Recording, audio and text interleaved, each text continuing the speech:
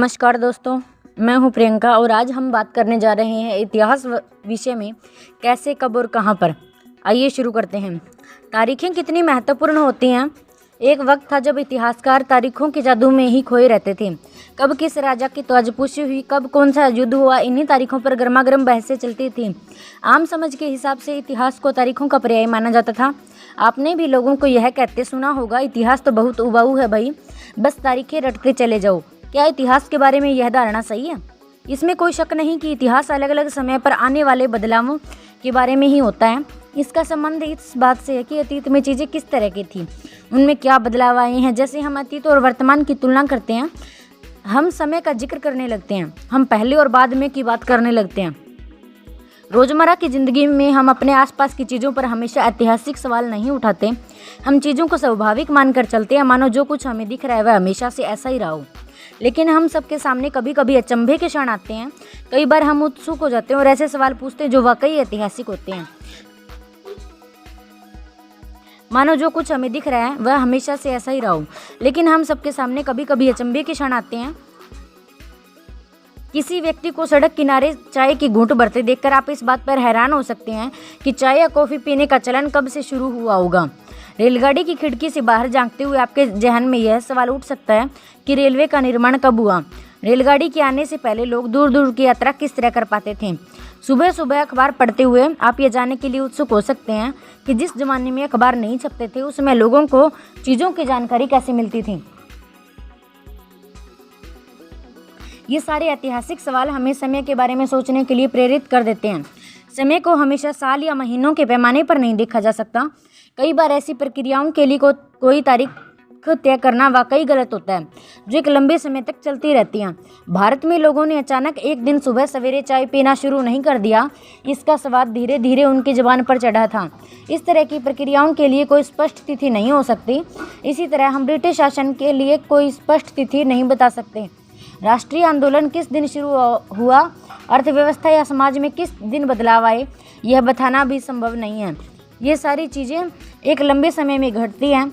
ऐसे में हम सिर्फ एक ही अवधि की बात कर सकते हैं, एक लगभग सही अवधि के बारे में बता सकते हैं जब वे खास बदलाव दिखाई देने शुरू हुए।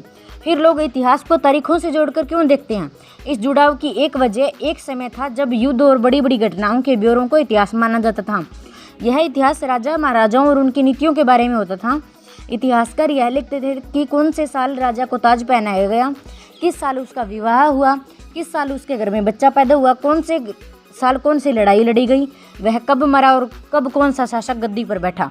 इस तरह की घटनाओं के लिए एक निश्चित तिथि बताई जा सकती है। इस तरह के इतिहास में तिथियों का महत्व बना रहता है।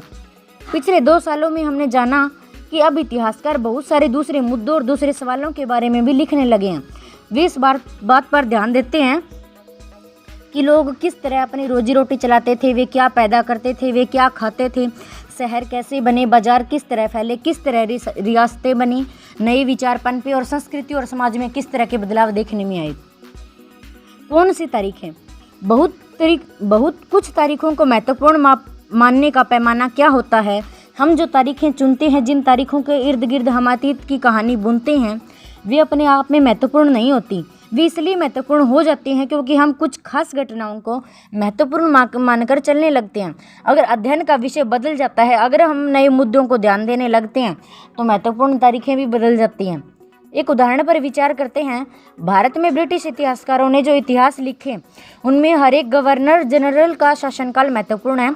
ये इतिहास प्रथम गवर्नर जनरल वारेन हेस्टिंग्स के शासन से शुरू होते थे और आखिरी वायसराय लॉर्ड माउंटबेटन के साथ खत्म होते थे। अलग अलग अध्यायों में हम दूसरे गवर्नर जनरलों Hastings, Wellesley, Bentinck, Dalhousie, Canning, Lawrence, Lytton, Ripon, Curzon, Darling, Hardinge, Irwin के बारे में पढ़ते हैं। इस इतिहास में हम गवर्नर जनरलों और वायसरायों का कभी न खत्म होने वाला सिलसिला ही छाया रहता है। इतिहास की इन किताबों में सारी तारीखों का महत्व इन अधिकारियों, उनकी गतिविधियों, नीतियों, उपलब्धियों के आधार पर तय होता था। यह ऐसा समय था मानो इन लोगों के जीवन के बाहर कोई ऐसी चीज़ नहीं थी जिसे जानना महत्वपूर्ण हो। इन लोगों के जीवन का क्रम ब्रिटिश भारत के इतिहास में अलग अलग अध्यायों का विषय बन जाता था। क्या हम इसी दौर में इतिहास को अलग ढंग से नहीं लिख सकते? गवर्नर जनरलों कि इस इतिहास के चौखटे में हम भारतीय समाज के विभिन्न समूहों और वर्गों की गतिविधियों पर किस तरह ध्यान दे सकते हैं। जब हम इतिहास या कोई कहानी लिखते हैं तो उसे टुकड़ों या अध्यायों में बांट देते हैं। हम ऐसा क्यों करते हैं? ऐसा इसलिए किया जाता है ताकि हर अध्याय में कुछ सामंजस्य रहे। इसका मकसद कहानी को इस तरह से सामने लाना होता है कि उसे आसानी से समझा जा सके, उसे याद रखा जा सके। इस प्रक्रिया में हम सिर्फ उन घटनाओं पर जोर देते हैं जो उस कहानी को पेश करने में मददगार होती हैं। जो इतिहास गवर्नर जनरलों के जीवन के इर्द गिर्द चलता है उसमें भारतीयों की गतिविधियां कोई मायने नहीं रखती, उनके लिए वहाँ कोई जगह नहीं होती। फिर क्या किया जाए? जाहिर है हमें अपने इतिहास का एक अलग खाका बनाना पड़ेगा। इसका मतलब यह है कि अब तक जिन तिथियों को महत्व दिया जा रहा था वे महत्वपूर्ण नहीं रहेंगी। हमारे लिए नई तिथियां महत्वपूर्ण हो जाएंगी। हम अवधियां कैसे तय करते हैं? 1817 में स्कॉटलैंड के अर्थशास्त्री राजनीतिक दार्शनिक जेम्स मिल ने 3 विशाल खंडों में ए हिस्ट्री ऑफ ब्रिटिश इंडिया नामक एक किताब लिखी। इस किताब में उन्होंने भारत के इतिहास को हिंदू, मुस्लिम, ब्रिटिश इन 3 कालखंडों में बांटा था। कालखंडों की इस निर्धारण को ज़्यादातर लोगों ने मान भी लिया। क्या आपको भारतीय इतिहास को समझने की इस तरीके में कोई समस्या दिखाई देती है? इतिहास को हम अलग अलग कालखंडों में बांटने की कोशिश क्यों करते हैं? इसकी भी एक वजह है। हम एक दौर को खासियतों, उसके केंद्रीय तत्वों को पकड़ने की कोशिश करते हैं, इसलिए ऐसे शब्द महत्वपूर्ण हो जाते हैं जिनके सारे हम समय को बांटते हैं। ये शब्द अतीत के बारे में हमारे विचारों को दर्शाते हैं। वे हमें बताते हैं कि एक अवधि से दूसरी अवधि के बीच आए बदलावों का क्या महत्व होता है। मिल को लगता था कि सारे एशियाई समाज सभ्यता के मामले में यूरोप के पीछे हैं। इतिहास ही उनकी समझदारी ये थी कि भारत में अंग्रेजों के आने से पहले यहाँ हिंदू और मुसलमान तानाशाहों का ही राज चलता था। भारत में अंग्रेजों के आने से पहले यहाँ हिंदू और मुसलमान तानाशाहों का राज था। यहाँ चारों ओर केवल धार्मिक बैर, जातिगत बंधनों, अंधविश्वासों का ही बोलबाला था। मिल की राय में ब्रिटिश शासन भारत को सभ्यता की राह पर ले जा सकता था। इस काम के लिए जरूरी था कि भारत में यूरोपीय शिष्टाचार, कला, संस्थानों और कानूनों को लागू किया जाए।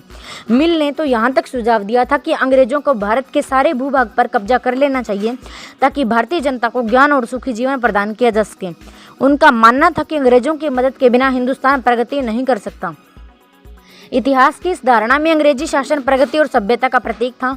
अंग्रेजी शासन से पहले सारा अंधकार का दौर था। क्या इस तरह की धारणा को स्वीकार किया जा सकता है? क्या इतिहास के किसी दौर को हिंदू या मुस्लिम दौर कहा जा सकता है? क्या इन सारे दौरों में कई तरह के धर्म एक साथ नहीं चलते थे? किसी युग को केवल उस समय के शासकों के धर्म के हिसाब से तय करने की जरूरत क्या है? अगर हम ऐसा मानते हैं कि ऐसा, इसका मतलब यह कहना चाहते हैं कि औरों के जीवन और तौर तरीकों का कोई महत्व नहीं है। हमें याद रखना चाहिए कि प्राचीन भारत में सारे शासकों का एक धर्म नहीं होता था। अंग्रेजों द्वारा सुझाए गए वर्गीकरण से अलग हटकर इतिहासकार भारतीय इतिहास को आमतौर पर प्राचीन, मध्यकालीन तथा आधुनिक काल में बांटकर रखते हैं।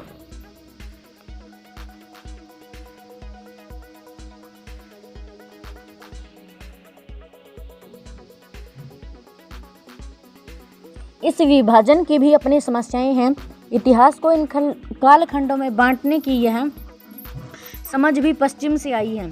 पश्चिमी आधुनिक काल को विज्ञान, तर्क, लोकतंत्र, मुक्ति और समानता जैसी आधुनिकता की ताकतों के विकास का युग माना जाता है। उनके लिए मध्यकालीन समाज वे समाज थे जहां आधुनिक समाज की विशेषताएं नहीं थी। क्या हम अपने अध्ययन के लिए आधुनिक काल की इस अवधारणा को बिना सोचे विचारे ऐसे ही अपना सकते हैं जैसे कि हमने अब तक देखा? अंग्रेजों के शासनकाल में लोगों के पास समानता, स्वतंत्रता तथा मुक्ति नहीं थी, न ही यह आर्थिक विकास और प्रगति का दौर था। बहुत सारे इतिहासकार इस युग को औपनिवेशिक युग कहते हैं। औपनिवेशिक क्या होता है? किस तरह अंग्रेजों ने हमारे देश को जीता, स्थानीय नवाबों और राजाओं को दबाकर अपना शासन स्थापित किया। आप देखें कि किस तरह उन्होंने अर्थव्यवस्था व समाज पर नियंत्रण स्थापित किया। अपने सारे खर्चों को निपटाने के लिए राजस्व वसूल किया। अपने जरूरत की चीज़ों को सस्ती कीमत पर खरीदा। निर्यात के लिए महत्वपूर्ण फसलों की खेती कराई। और इन सारी कोशिशों के कारण क्या क्या बदलाव आए हम जानेंगे कि ब्रिटिश शासन के कारण यहाँ की मूल्य मान्यताओं, पसंद नापसंद, रीति रिवाज और तौर तरीकों में क्या बदलाव आए। जब एक देश पर दूसरे देश के दबदबे से इस तरह के राजनीतिक, आर्थिक, सामाजिक, सांस्कृतिक बदलाव आते हैं तो इस प्रक्रिया को औपनिवेशीकरण कहा जाता है। लेकिन जल्दी ही हम समझेंगे कि सारे वर्ग और समूह इन बदलावों को एक ही ढंग से अनुभव नहीं कर रहे थे, इसलिए इस किताब को हमारे अतीत का नाम दिया गया।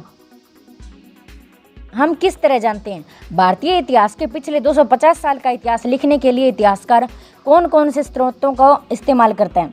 गृह विभाग को भेजी गई एक रिपोर्ट के अनुसार सन 1946 में भारत की औपनिवेशिक सरकार शाही भारतीय नौसेना के जहाज़ों में सिपाहियों की बगावत को कुचलने का प्रयास कर रही थी।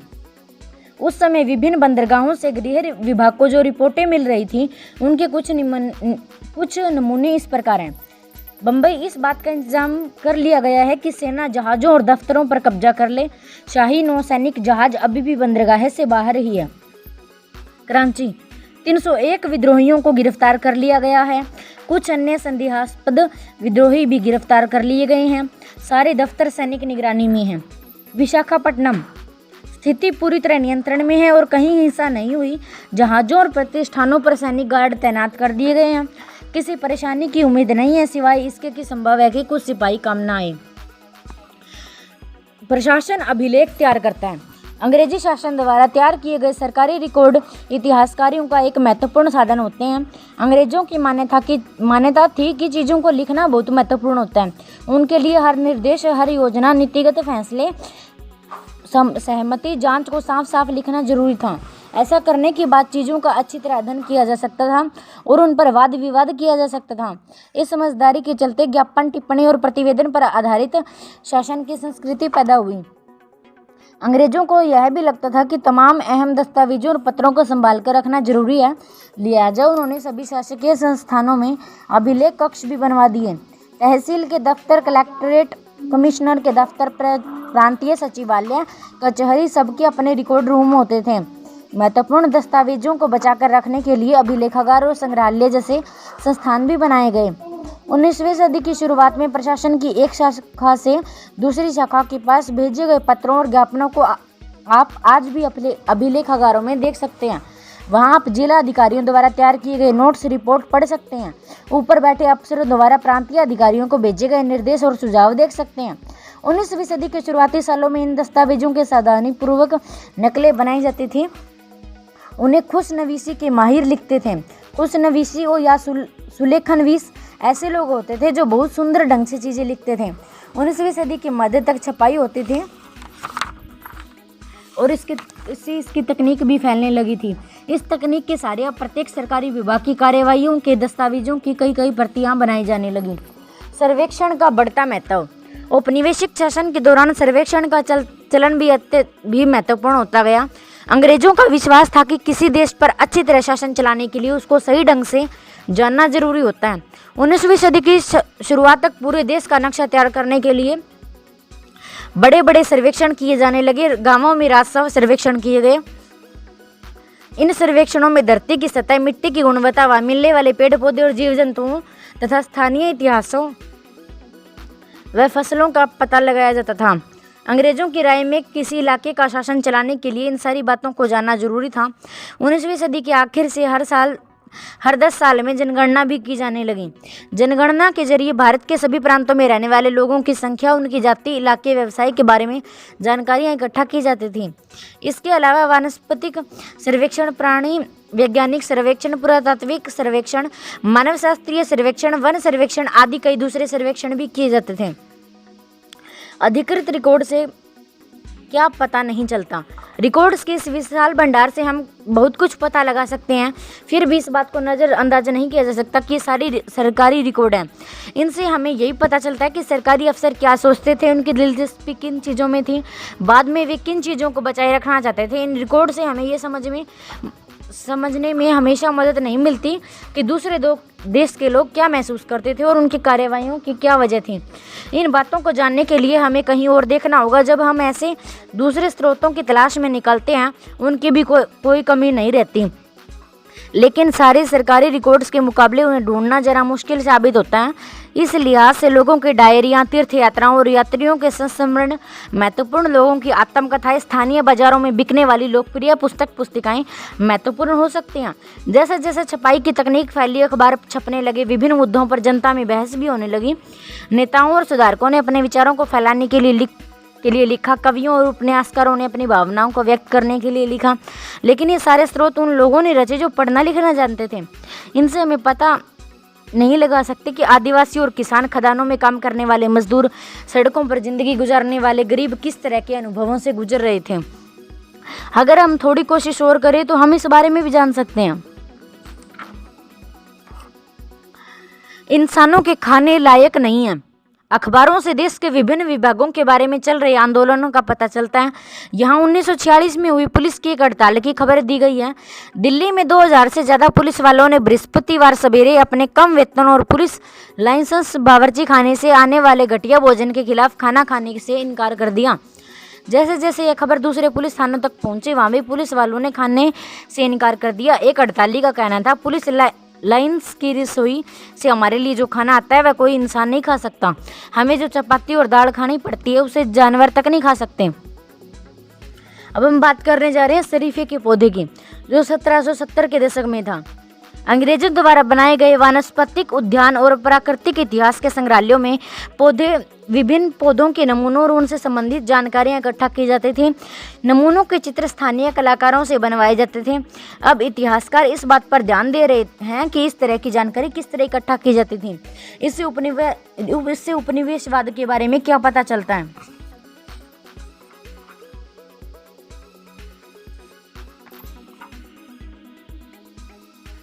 विज्ञापनों की पसंद और नापसंद भी तय होती थी। पुराने विज्ञापनों से हमें यह समझने में मदद मिलती है कि नए उत्पादों के लिए बाजार किस तरह तैयार हुए, किस तरह नई तरह की चीज़ें तैयार हुई, किस तरह नई रुचियां चलन में आई। 1922 में लिप्टन चाय के लिए तैयार किया गया यह विज्ञापन इस बात की ओर संकेत करता है कि दुनिया भर के शाही लोग यही चाय पीते हैं। इस तस्वीर में पीछे की तरफ एक भारतीय महल दिखाई दे रहा है, जबकि अगले हिस्से में ब्रिटेन की रानी विक्टोरिया का तीसरा बेटा राजकुमार आर्थर घोड़े पर बैठा हुआ है। राजकुमार आर्थर को ड्यूक ऑफ कनॉट की पदवी दी गई है। धन्यवाद।